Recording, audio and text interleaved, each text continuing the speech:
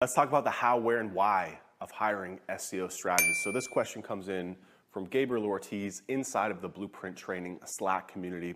And he wants to know where you can find them and what he should put inside of the job description. So before we get into that, there's a few things that we need to cover. Number one, you need to make sure if you're hiring somebody that you have all the details of what you need from them, the expectations from them, all clearly laid out and documented. That means you need to take the time to sit down and write it out. Internally, we like to use what's called 30, 60, 90-day plan. And what we do within that plan is we lay out the expectations in terms of where we expect them to be at the end of each of those days, 30, 60, 90, and then what we're gonna do in terms of how we're gonna help them to achieve that and progress throughout our organization internally. So that's gonna be things like trainings, maybe some articles or books that they need to read, some templates or workbooks or client deliverables that we want them to fill out. And then we'll sit down and have meetings with them to make sure. So that's important because I see this in the SEO a lot, is that you want to get work off your plate, and I get it, but then you hire somebody who's maybe unqualified or you didn't give them the right description, and you churn through people nonstop, and it becomes this hamster wheel of people where you're constantly trying to hire and train, and you're just leaving holes inside of your agency,